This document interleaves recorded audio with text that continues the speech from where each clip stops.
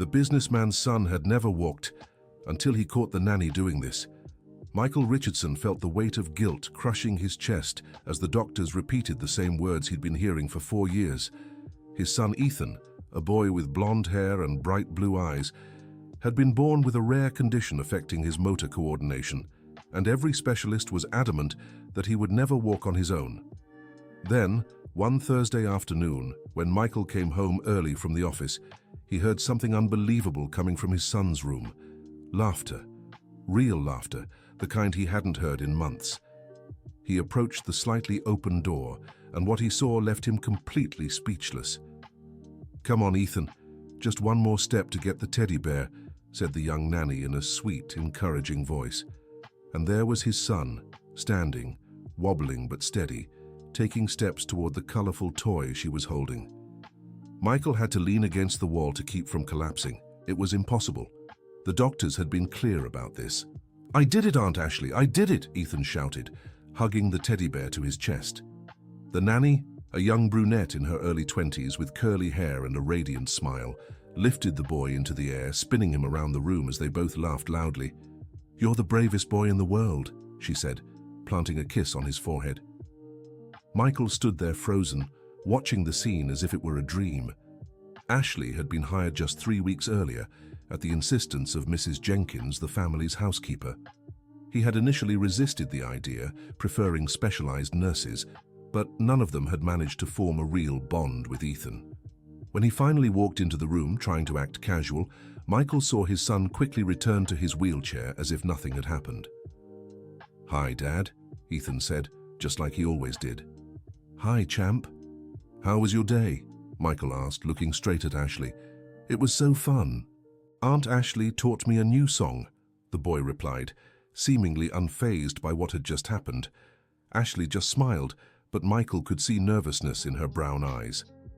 Dear listener, if you're enjoying the story, don't forget to like and subscribe to the channel. It really helps us newcomers out. Now, back to the story. That night, Michael couldn't sleep. He kept replaying the scene in his mind, trying to understand how it was possible. He had spent a fortune on the best neurologists in the country, renowned physical therapists, experimental treatments. Nothing had worked. And now, a nanny with no medical qualifications was achieving what medicine couldn't. The next morning, he decided to come home early. He needed to understand what was happening. He parked quietly and slipped in through the back door, careful not to make noise. The voices were coming from Ethan's room again. "Now, let's pretend we're adventurers exploring a magical forest," Ashley said. "To cross the river, you need to take 5 really steady steps." Michael peeked through the door crack and saw his son standing again, focused, taking careful steps across the room. There was nothing magical about it, just a dedicated young woman turning physical therapy exercises into fun games. "Great job. Now you have to climb the mountain," she said, pointing to a small pile of pillows. Ethan laughed and began climbing, using his hands to balance but clearly walking on his own. Michael felt tears welling in his eyes. It was the first time in years he had seen real hope for his son's future. When the two finished their adventure, Michael knocked before entering. "Can I talk to you, Ashley?" he said, trying to keep his voice steady. The young woman swallowed hard and nodded. Ethan was taken by Mrs. Jenkins for a snack, leaving father and nanny alone in the room. "I saw yesterday," Michael said, getting straight to the point. "And today too." Ashley lowered her head, clearly expecting to be fired. "I can explain, Mr. Richardson. No need to explain. You need to tell me how you're doing this." Surprise washed over the young woman's face. "You're not angry?" "Angry? Ashley, you just made my son walk. I'm in shock, but not angry. I want to understand how." Ashley took a deep breath before speaking. "My younger brother had a similar condition. Not exactly the same, but close. For years, my mother took him to physical therapy at a community clinic in the South Bronx, where I grew up. There I learned that kids don't want to do exercises. Kids want to play." Michael sat in the armchair, hanging on her every word. The physical therapists there didn't have fancy equipment like private hospitals. They improvised, made up games, told stories, and it worked. My brother Jimmy started walking at 6, 2 years later than the doctors thought possible. And you learned these techniques by watching? Yes, and by helping too. My mother worked all day, so I'd pick Jimmy up from the clinic and repeat the exercises at home. Only I turned everything into a game so he wouldn't complain. Michael was fascinated. This young woman, who earned less in a month than he spent on a single doctor's visit, had achieved what the best specialists couldn't. Why didn't you tell me this from the start? Ashley looked down again. Because I don't have a degree, Mr. Richardson. I was in my 3rd semester of physical therapy school when my brother got sick. I had to drop out to care for him and never went back. I thought you'd think I was being irresponsible, trying to do a professional's job. And your brother? How is he now? Ashley's face darkened. He's not with us anymore. Pneumonia, 3 years ago. But he walked, Mr. Richardson. He walked, ran, played ball. Had a normal childhood because of those games. Michael felt a lump in his throat. Now he understood the young woman's almost obsessive dedication to Ethan. Ashley, I need you to keep doing what you're doing, but I want to document everything. I want to understand every technique, every exercise. Are you sure? Because if something goes wrong, nothing will go wrong. I'll install some discrete cameras in the room just to track progress.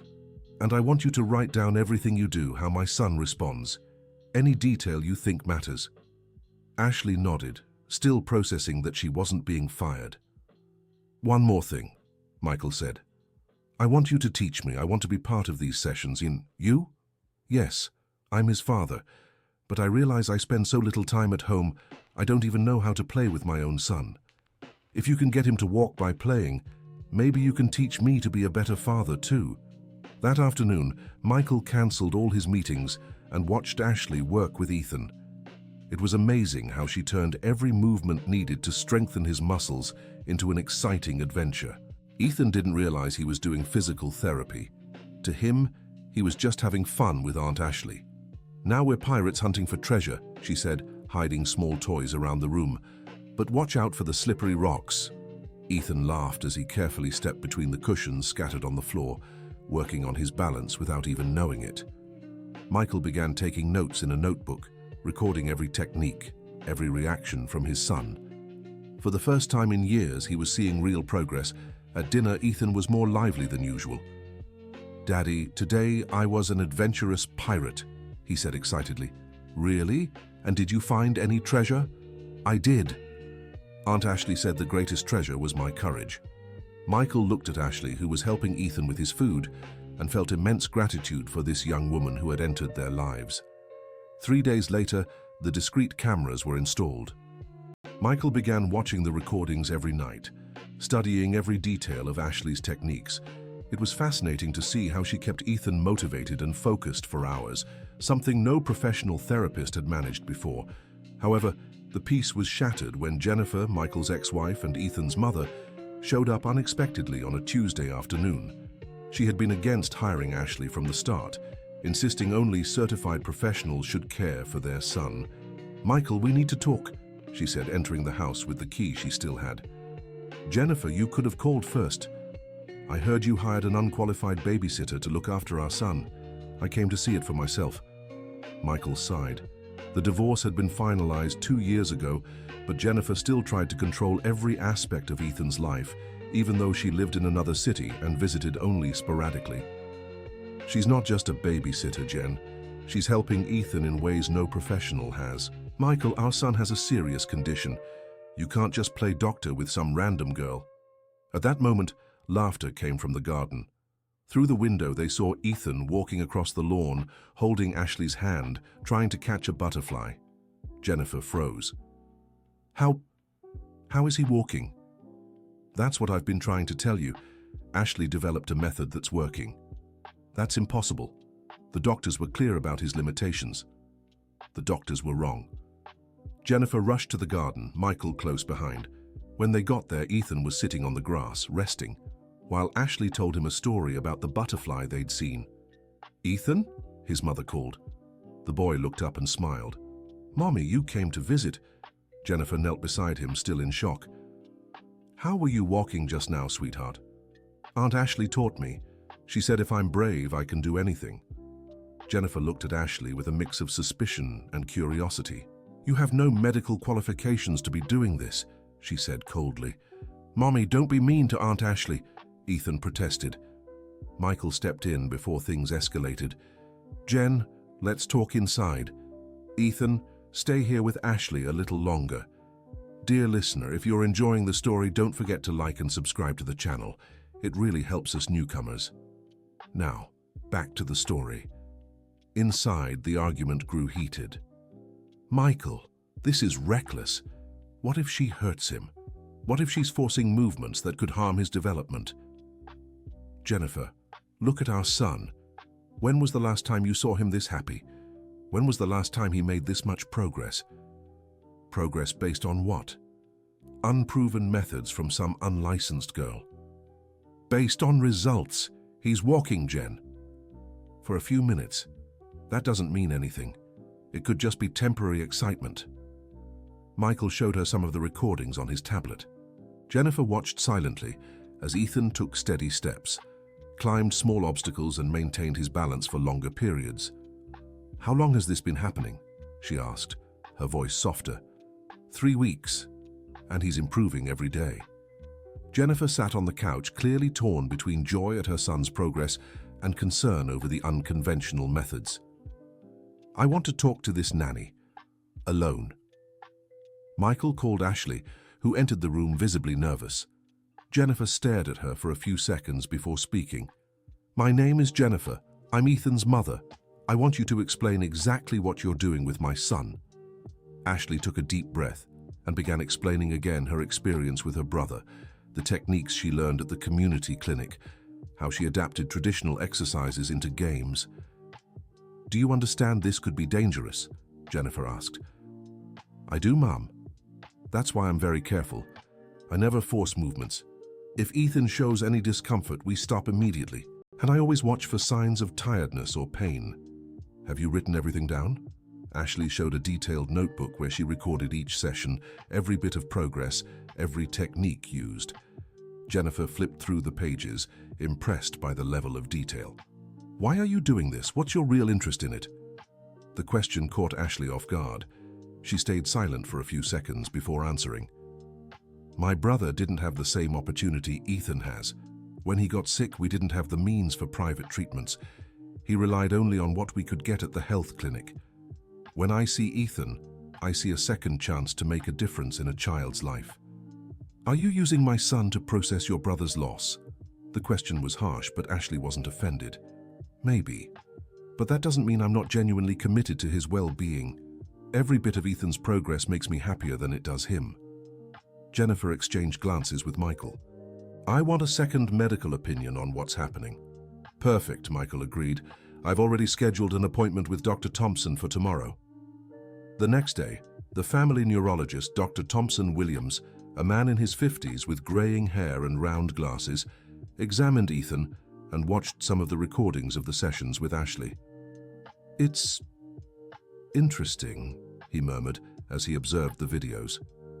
Interesting how? Jennifer asked. The playful approach is creating neural connections that traditional methods couldn't stimulate. A child's brain responds better when there's pleasure and motivation involved in the process. So what she's doing is safe? Michael wanted to know.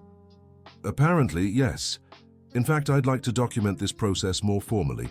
It could be helpful for other children with similar conditions. Document how? Ashley asked. With your permission, I'd like to record some sessions in high quality. Run regular checkups on Ethan to monitor neurological progress. Maybe even write a case study. Ashley seemed uneasy with the idea. I don't know if I want all that attention. Why? The doctor asked. Because I don't have a degree. If this goes public, people will question my qualifications for doing this work. Michael spoke up. Ashley, you're doing work that trained professionals couldn't manage. Your experience is worth more than any degree in this case. I agree, said Dr. Thompson. In fact, I know some progressive physical therapists who'd love to learn your techniques. Maybe we could form a multidisciplinary team. The idea excited Michael, but he could see Ashley was still hesitant. Let's take it slow, he said. First, we'll keep doing the work that's already happening. Then we can think about expanding. Jennifer, who had stayed quiet during the talk with the doctor, finally spoke up. I still have reservations about unconventional methods, but I can't deny the results. I want to be more involved in the process. Involved how? Michael asked. I want to spend more time here. See these sessions in person. Learn too. Michael was surprised. Since the divorce, Jennifer rarely spent more than a few hours a week with Ethan. Of course, Ethan would be very happy. That afternoon, the whole family watched one of Ashley's sessions with Ethan. This time, she had created a space mission where Ethan had to walk to different planets, colorful cushions scattered around the room. Commander Ethan, you need to check for life on the red planet, said Ashley, pointing to a red cushion on the other side of the room. Ethan laughed and walked carefully, keeping his balance as he flew through space. Jennifer watched in amazement. It was the first time she'd seen her son so engaged in physical activity. How do you come up with these games? She asked Ashley. I observe what he likes. Ethan loves adventure stories, so I create scenarios where he can be the hero. The important thing is that he doesn't realize he's exercising. And does it always work? Most of the time. Some days he's more tired or less motivated. On those days, we do calmer activities like seated balance games or hand coordination exercises.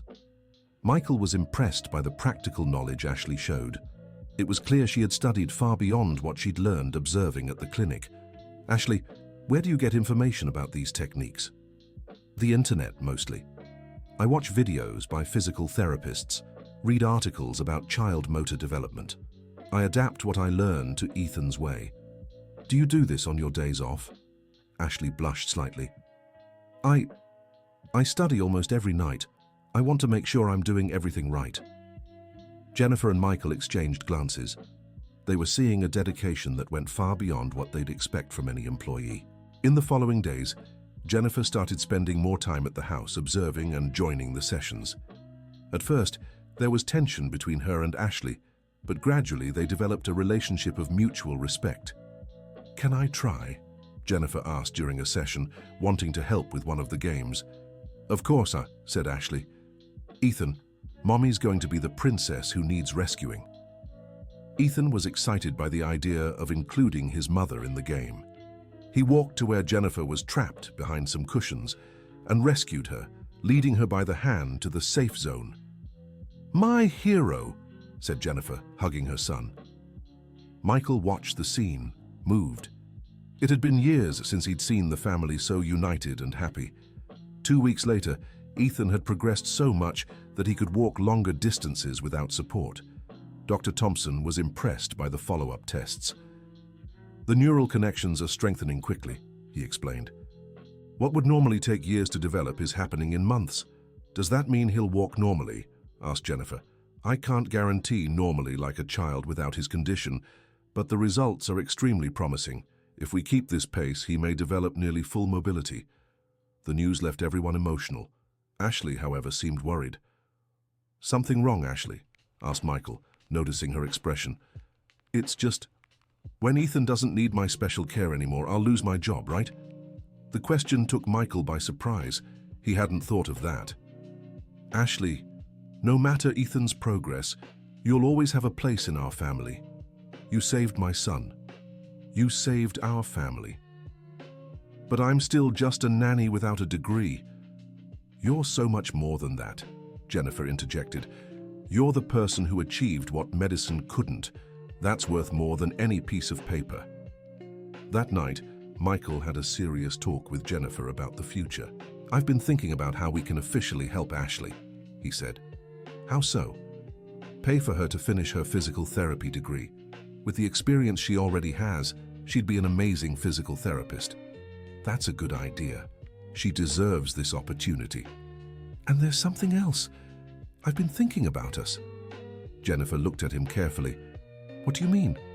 Seeing you with Ethan these past few weeks, seeing how our family can be when we're united. Did we make a mistake? Jennifer stayed silent for a few minutes. Michael, we separated for valid reasons. Your long work hours, my struggle with Ethan's condition. A lot happened. But things have changed. I've changed. Being present in these sessions made me realize I missed so many important moments in our son's life. And I've changed too. Seeing his progress made me understand I might have been overprotective to the point of limiting his possibilities. So, can we try again? Jennifer held his hand. We can try, but slowly. Ethan needs to be our priority. Always. Dear listener, if you're enjoying the story, take a moment to like and especially subscribe to the channel. It helps us a lot as we're just starting out. Now, continuing. The next month, the family dynamic had completely changed. Jennifer had moved back to New York City, renting an apartment near Michael's house. They hadn't started living together again yet, but they spent nearly every day together, focused on Ethan's development. Ashley had accepted Michael's offer to fund her studies. She would keep working with Ethan in the mornings and attend university in the afternoons. "I have a gift for you," Michael said to Ethan one Saturday afternoon. "What is it, Dad?" Michael showed him a small golden trophy. "This is the Bravest Boy in the World award.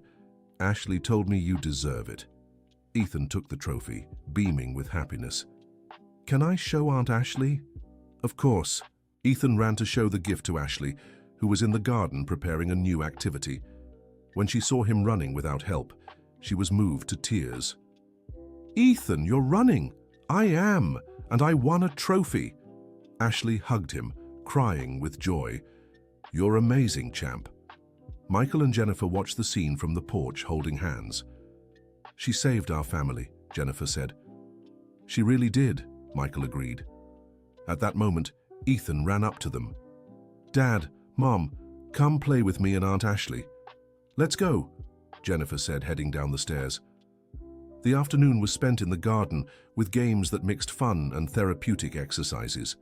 Ethan laughed loudly, running back and forth, showing mobility that had seemed impossible just a few months earlier. During dinner, Ethan made an important announcement. "Dad, Mom, Aunt Ashley, I want you to know I love you." "We love you too, champ," Michael said, emotional.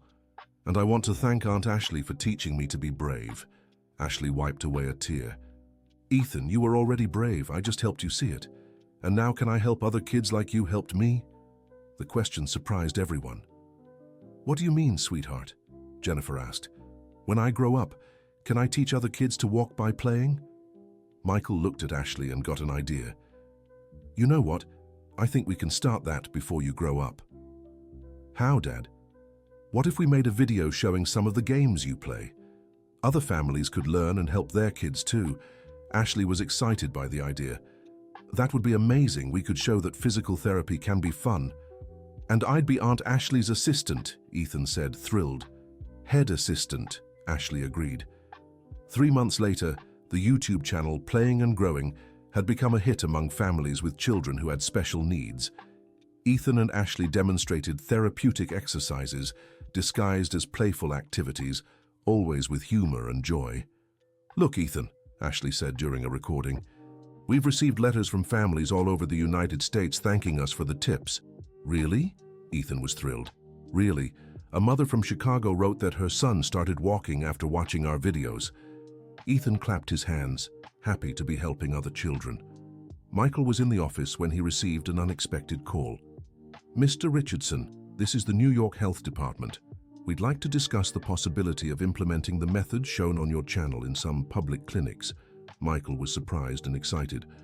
"Of course, it would be an honor. Could we schedule a meeting with the person responsible for the method?" "Absolutely. I'll speak with Ashley and get back to you." When Michael told Ashley about the call, she grew nervous. "Do they know I'm still finishing college?" "They do, and they still want to talk." "Ashley, you've created something revolutionary. Your experience and results speak for themselves. But what if I don't know how to answer their technical questions? Then you say you'll look into it and get back to them. No one expects you to know everything." The meeting with the health department was a success. Ashley confidently presented her techniques, supported by data on Ethan's progress and feedback from families who followed their channel. "We'd like to propose a pilot project," said the child health coordinator. "Implement your methods in 3 community clinics, supervised by licensed physical therapists." "That would be amazing," Ashley replied. I've always dreamed of bringing these techniques where they're truly needed. And would young Ethan participate?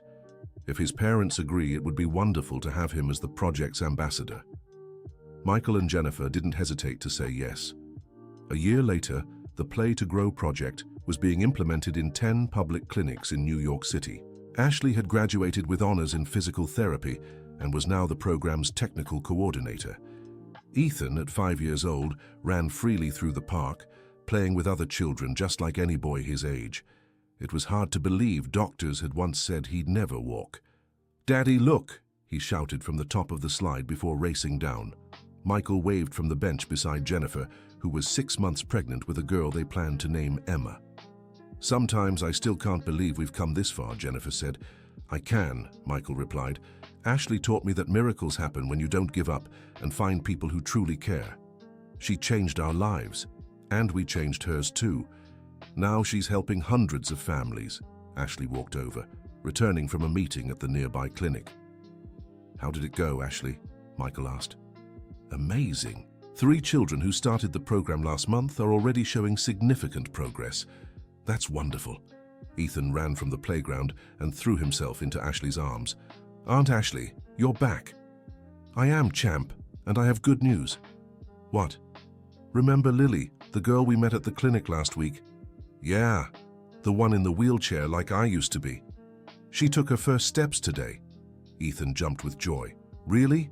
She did it?" "She did. And you know what she said?" "What?" "That she wants to be as brave as the Ethan she saw in the video." Ethan turned to his parents, beaming. "See? I really am helping." "You sure are, sweetheart," Jennifer said, rubbing her belly. "And when your little sister is born, you'll teach her to be brave too. I'll teach her to walk by playing."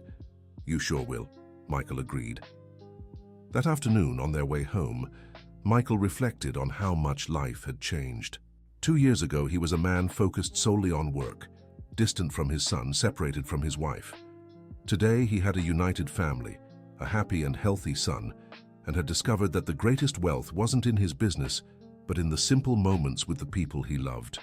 "What are you thinking about?" asked Jennifer, noticing his silence. "About how a babysitter in her early 20s without a degree managed to save our family. She didn't do it alone. You changed too, Michael. You started being present, participating, becoming a real father. And you changed too. You learned to trust, to not be overprotective. And Ethan taught us that courage is the first step to overcoming any obstacle." Michael held his wife's hand and smiled. "Let's welcome Emma. She'll grow up in a family that knows love and dedication can overcome any diagnosis." The next morning, Ethan woke up early, excited for another day of adventures. He found Ashley in the kitchen making breakfast. "Good morning, Aunt Ashley." "Good morning, champ. Sleep well?" "I dreamed I was teaching Emma how to walk when she grows up." "What a beautiful dream, and I'm sure you'll be an amazing teacher.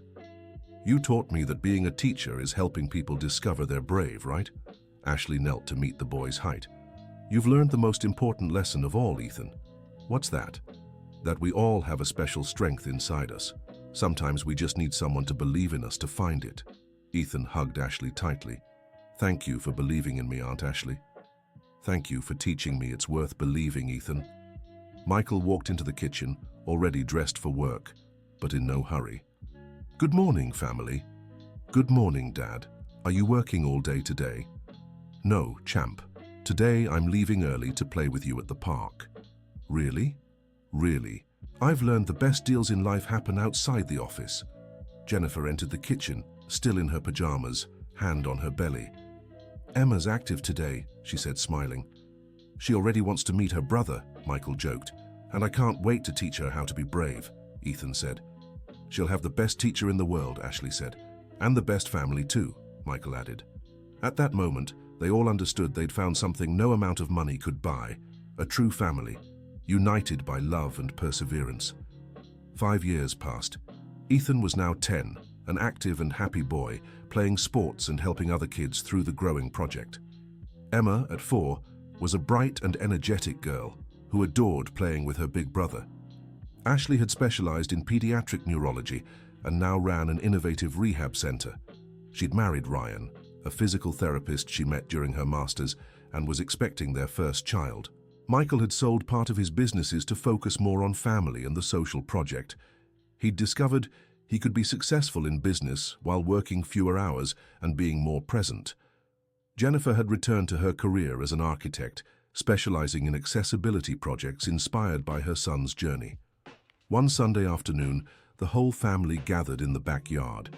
Ethan played with Emma, teaching her hopscotch, while the adults chatted on the porch. "Sometimes I'm still amazed at how much our lives have changed," Jennifer said. "Changed for the better," Michael agreed. "And it all started with you watching a babysitter play with your son," Ashley reminded them. "No," Michael corrected. "It all started with you believing a child deserved more than a limiting diagnosis." Ethan ran up to them, interrupting the conversation. "Aunt Ashley, can I tell you something?" "Of course, champ." "Yesterday at school, a new boy joined my class. He walks with crutches because he was born with a leg problem. So what happened?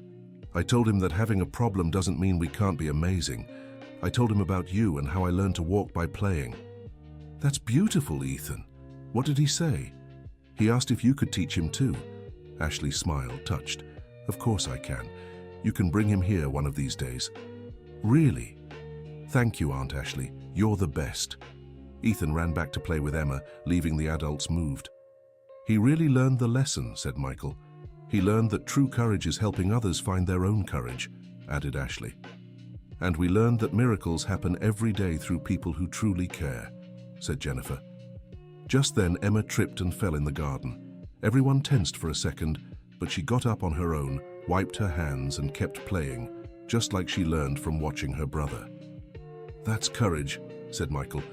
"Getting back up no matter how many times we fall.